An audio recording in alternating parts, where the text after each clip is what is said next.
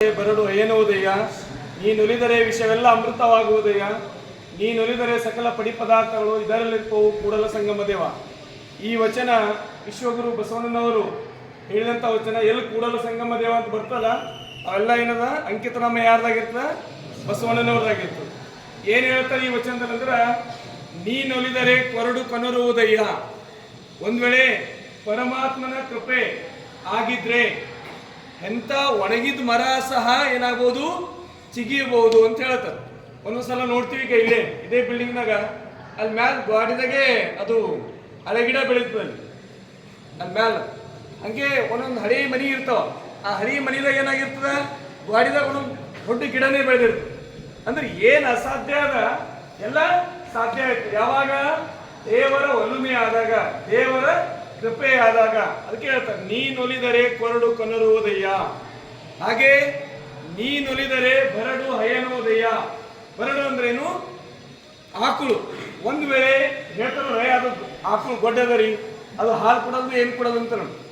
ಒಂದು ವೇಳೆ ದೇವರ ಕೃಪೆ ಆದರೆ ಅದಕ್ಕೇನಾಗ್ತದ, ಅಂತ ಗೊಡ್ಡು ಇದ್ರೂ ಸಹ, ಬರಡು ಇದ್ರೂ ಸಹ ಅದು ಹೈನು ಹಾಲು ಕೊಡ್ಬೋದು ಅಂತ. ಬರಡು ಹಯನೋದಯ. ನೀನೊಲಿದರೆ ವಿಷವೂ ಸಹ ಅಮೃತವಾಗುವುದಯ್ಯ. ಅಂದ್ರೆ ವಿಷ ಇದ್ದಿಂದ ಡೈರೆಕ್ಟ್ ಅಲ್ಲಿ ಅಮೃತ ಆಗಲ್ಲ.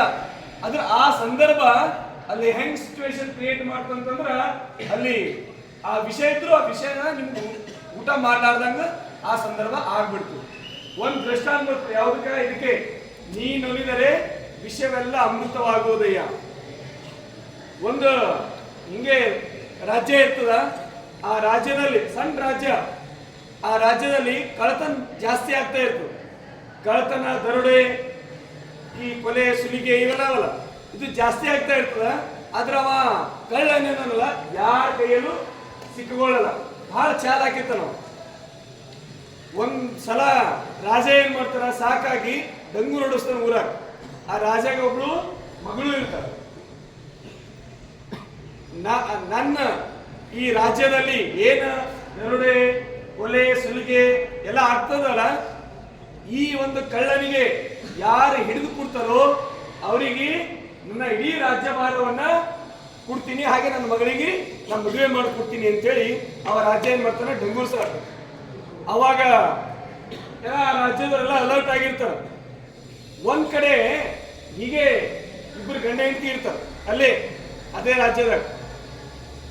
ಆ ಹೆಂಡತಿ ಗಂಡಿಗ ಏನ್ ಮಾಡ್ತಾರ ಅಂದ್ರೆ ಸೇರ್ತಾ ಇರ್ಲಿಲ್ಲ.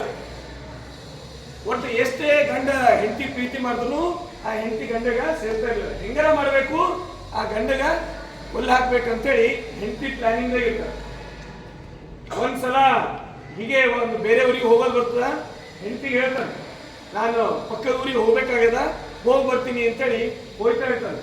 ಅವಾಗ ಹೆಂಡತಿ ಸಿಕ್ತು ಚಾನ್ಸ್ ಅಂತ ಏನ್ ಮಾಡ್ತಾಳ, ಅಲ್ಲಿ ರೊಟ್ಟಿ ಕಟ್ಕೊಡ್ತಾರಿ, ನಿಂದ್ರಿ, ನಿಮಗೆ ಬಹಳ ಆಯಾಸ ಆಯ್ತದ, ಬಹಳ ದೂರ ಅದ, ಎಲ್ಲಿ ನೀರು ಕಾಣಿಸ್ತಾವಲ್ಲಿ ಕೂಡ ಹಳ್ಳದ ಹತ್ರ ಕೂತು ಊಟ ಮಾಡಿ ಹೋಗ್ರಿ ಅಂತ ಹೇಳ್ತಾರ. ಯಾಕೋ ಇವತ್ತು ಬಹಳ ಹೆಂಡತಿ ಪ್ರೀತಿ ಮಾಡ್ತಾರ, ಬಹಳ ಚಂದ, ಆಯ್ತಪ್ಪ ಕಟ್ಕೊಡು ಅಂತ ಹೇಳ್ತಾನೆ.